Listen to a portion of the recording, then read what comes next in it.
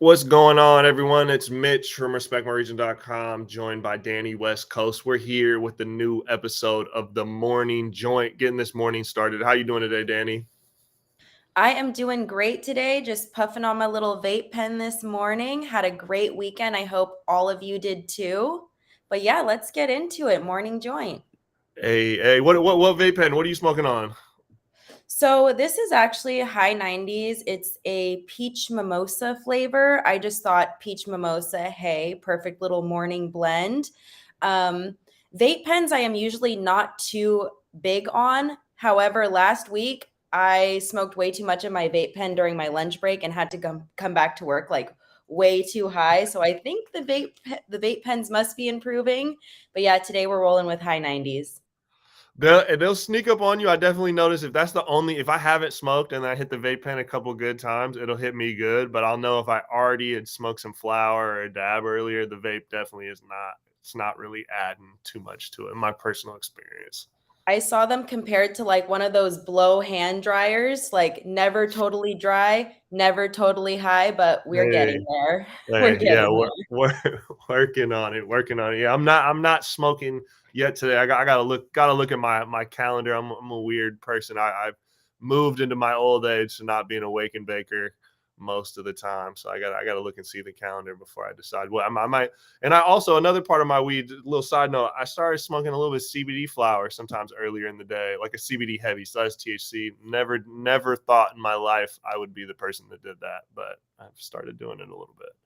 You're growing up, Mitch. I know, getting old, man, getting old. I mean, I'm still blowing gas. Don't get me wrong, but you just have to put it off till later in the day. But the first topic today, man, the RMR merch store is live. I should have put something on. I'm wearing. I think this is our second anniversary hoodie. It's pretty faded from a long time ago. This was one of our hottest sellers back in the day. This one is not on the site, but the dad hat I got on is on the site. We got a dad hat, a snapback, a hoodie, some sweats if you want to cop them together, get the full sweatsuit going. And then I think we have a lighter on there. And then we have a rain jacket, a little windbreaker jacket that's dope that we've had printed up for a while, just put on the store.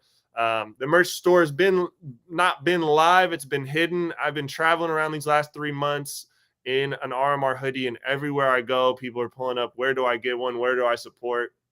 Now you can get one. I've been telling you it's been coming. RespectMyRegion.com/shop, or if you just go to the website on mobile or the desktop, shop is in the menu. Check that out. We got some new clothes. You can order that for yourself, or if you're looking to get something for someone for the holidays, you got a little maybe 7 to 10, 12-day window where you can order something and still get it in time for Christmas. Check that out. For those that don't know, Respect My Region started out as a clothing line many moons ago. So still printing on quality materials. A lot of the same companies that we got blanks from back in the day. That's still who we're rocking with, man. A lot of experience in that. So anyways, the RMR merch store is live. Check it out. It was ready last week, but I wasn't dropping it on Black Friday, man. We're waiting for you guys to get your little Black Friday shopping, and now get something in before the holidays. And moving into the news, we just dropped an exclusive interview with our brother Devon over at Drops TV with the Gumbo brand and Moneybagg Yo. So Devon and Joey were able to pull up on Luca, Alexis, and Moneybagg Yo at the Cookies Maywood store. The interview's in the back of the Cookies bus outside of the Cookies Maywood store during the New York or the Madison Square Gumbo strain launch in California. For those of you who don't know, Gumbo is an East Coast cannabis brand. It's a line from the Flytrap family, headed up by Luca Brasi and Alexis Major, the New York East Coast cannabis power couple. Gumbo is a strain they're running with, and obviously they're putting out different iterations. The Madison Square Gumbo was in collaboration with Cookies and dropped in California.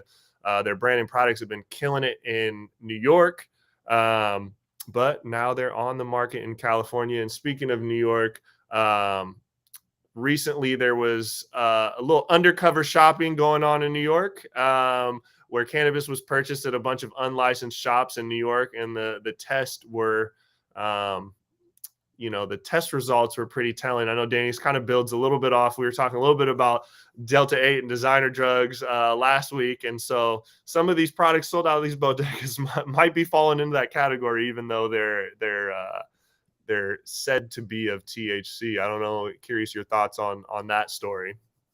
Totally. So I actually come from 3.5 years at a cannabis testing lab here in California. And if you can remember back to maybe 2015, 2016, about a year before adult use went live here in California, the same kind of thing happened where it was a news station, had gone and purchased about 60 products from different, at the time, medical or trap shops. And almost all of them came back contaminated for some sort of heavy metals, pesticides. Now we're seeing that happen again in New York. So traditionally, a lot of this is okay. Now it's kind of my opinion, but traditionally, I feel like a lot of the products that made it to New York were from a lot of actual cannabis brands, but sometimes those products had failed testing here in California. And in order to make money, they needed to be backdoored to other states, unfortunately.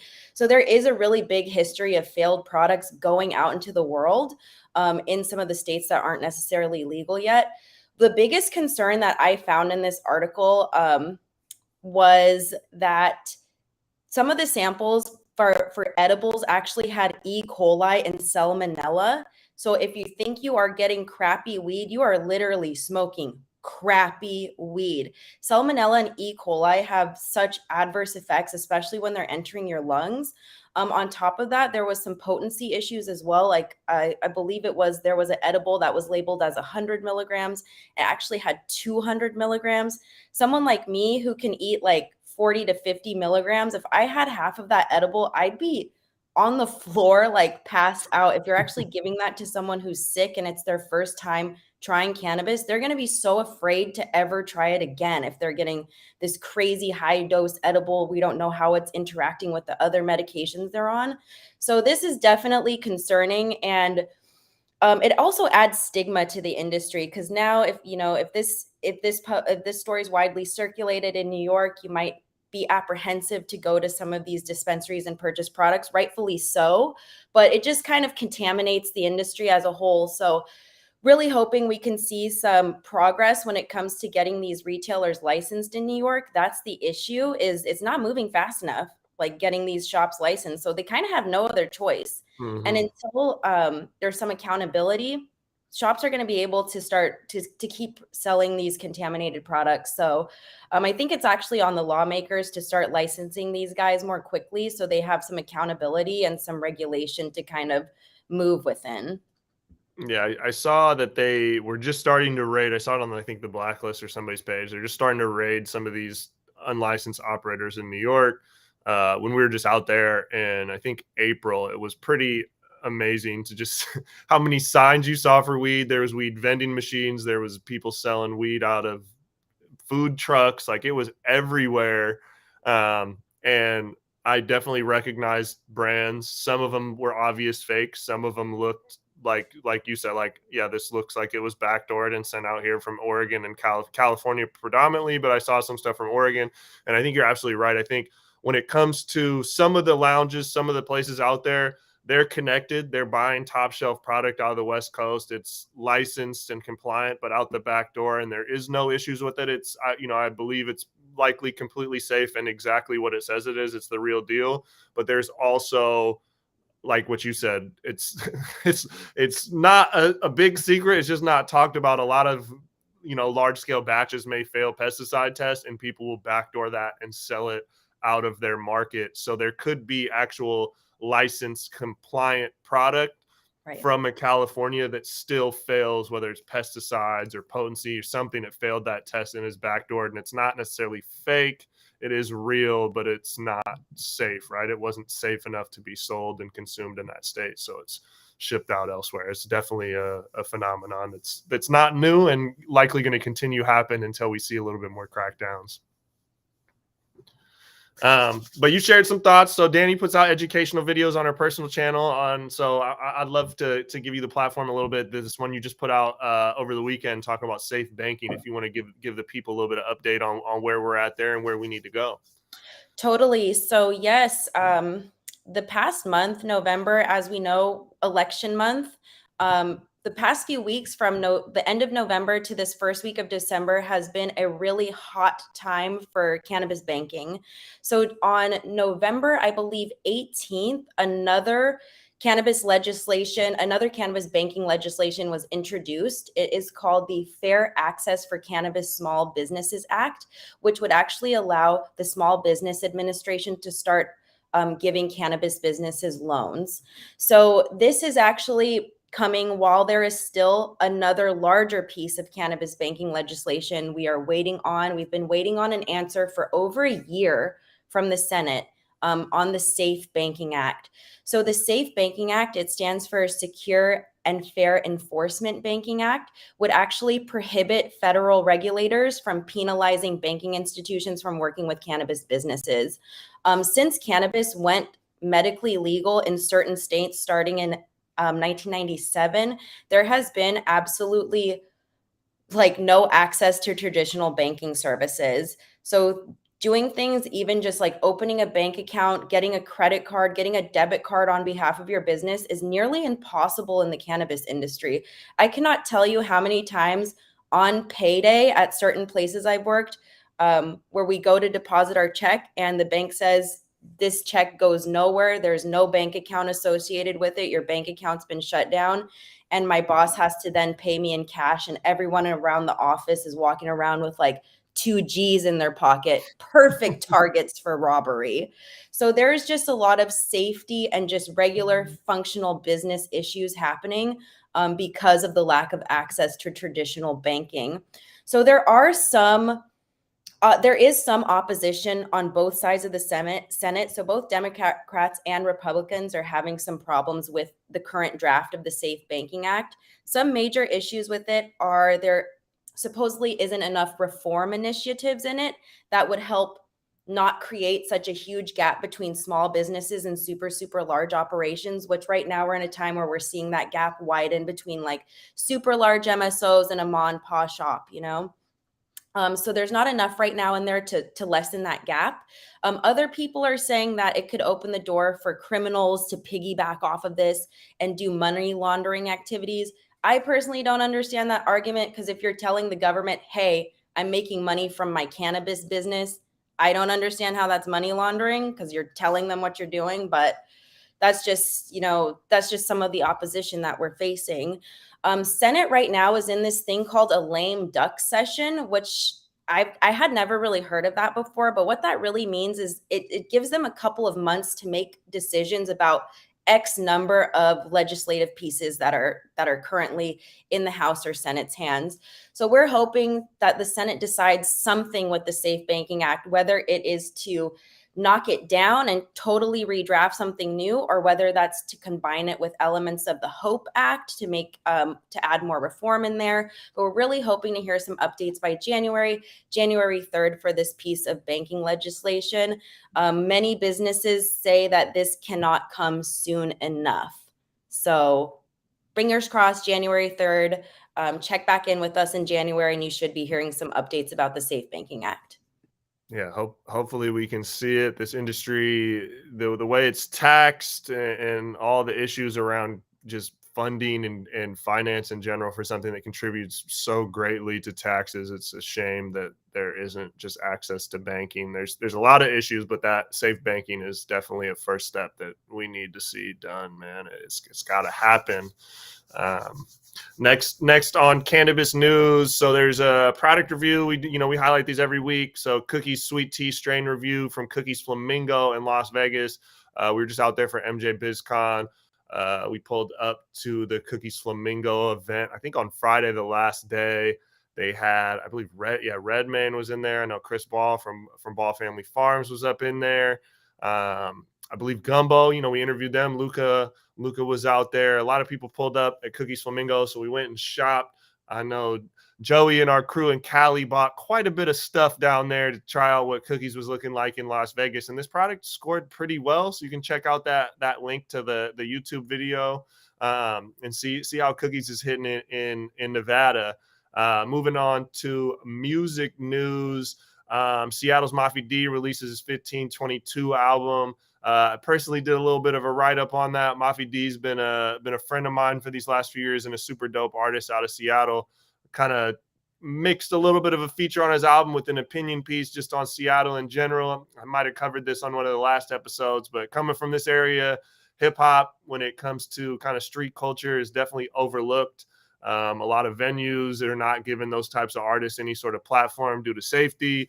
A lot of the traditional media out here doesn't cover that. We've always made a point to showcase the streets. If you're talking about hip hop, you can't not talk about the streets, man. In Seattle up here, we're known pretty heavily for Macklemore and that type of vibe, but that's not all we got going on. So Mafi D's new album, if you're a hip hop fan, especially on any of this current West Coast stuff that's been dropped over the last couple years, man, check out that 1522 album. It's definitely pretty fire. Quentin Miller, if people don't know who that is, he was the guy not accused, but I guess tried and convicted. Now, he was accused of ghostwriting for Drake by Meek Mill a couple years ago. It wasn't just accused. It was indeed proven fact. There was the whole ghostwriting controversy happening with Drake during that Meek Mill Drake beef period. Quentin Miller was the guy penning some of that stuff on If You're Reading This, You're Too Late. But I guess he was credited for writing on a Nas song on Nas's new album, and people came out like, Nas needs a ghostwriter, and then da-da-da-da. And so Quentin Miller just put out a Instagram video addressing people saying, yeah, he did work on Nas, but he's not, if he actually got credit, that's not ghostwriting. If you ghostwrite, that means you don't get credit. And he also clarified he provided some ideas. He brought some ideas to the table. When it comes to hip hop, people are always so worried about who's writing what and writing your actual bars. But as hip hop continues to progress and turn into pop music or just get more musical in general, if you work on pop music, if you work on R&B music, if you work on anything outside of hip hop, there's a lot of people involved with the track.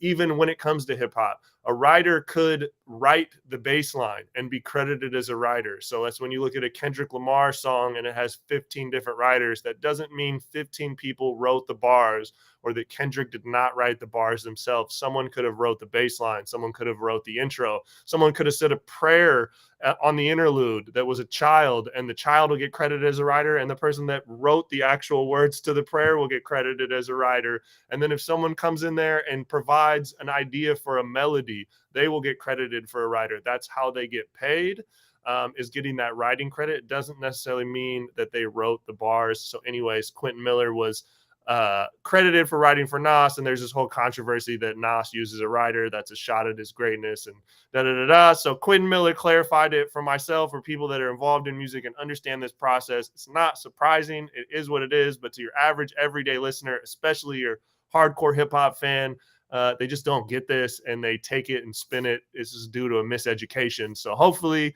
you didn't know about that, you learned something. If you're still not clear, reach out. More than happy to explain how ghostwriting or writing in general works out. But there is such thing as ghostwriting. P. Diddy does not write his rhymes. Other people like Styles P, Skills, other rappers write all that. Whatever Puff Daddy's rapping about, even if it sounds like he's rapping about his real life, he most likely did not actually pen those bars. But if it comes to someone like a Nas, you better believe he wrote those bars. Someone might have just came up with the hook or an idea or a melody or a cadence. Moving on into music news, we put out an article with the top 5 NLE Choppa songs of 2022, or music videos, not just songs. NLE Choppa's an artist, Southern artist. You know, I tend to be more on the Nas, on the old school vibe, but I actually really like NLE. He's fun, man. He's funny. If you watch his music videos, he adds a lot of just acting and character and entertainment value to that. So we looked at some of those. My favorite one, man, I cannot remember that. I'm gonna have to look up the name. My favorite one, he did a scene where he acted out like Loke Dog from Don't Be a Menace to South Central, drinking your juice in the hood. Classic. I think that's the Shot of Flow 6. Towards the end of that video, he does the Loke Dog scene. I love that. And moving on towards the end, man, Cardi B talks about being paid $1 million for a show. She did a 35-minute performance and said she was paid $1 million. Oftentimes when we look at artists bragging about how much they get paid for a verse or a show, they usually don't get paid that, or may potentially have been paid that once, but don't necessarily do that all the times. Because you look at Cardi B, if she performs like the Grammys or something like that, she's not getting paid for that. She's not getting paid $1 million every time she touches the stage, but she put the brag out there and she dropped the receipts on Instagram showing a proposal or a payment stub, man, of being paid $1 million for a 35-minute performance. I'm not necessarily at the top of my game, but I don't know about you, Dani. I love to get paid, 35 mil for half an hour of work, man. Totally. Yes. Oh my gosh. And I believe a lot of people are kind of just having some weird feelings about Cardi due to her not, coming out with a new album for quite some time now. So those live performances are definitely a hot ticket. I don't know if you've been following the whole Ticketmaster drama right now, but I think we are going to be seeing just a really crazy time with people clamoring to go see these live shows. I personally am coming from the, hey, let's give Cardi a break. I mean, her and her family just went through a major loss. So if she feels the need to go and, boost herself up on social media, if that makes her feel better, I'm giving her a pass, because I know her and her family is in mourning right now for the tragic loss of Takeoff. So I'm going to give her a pass on anything she does until the 31st.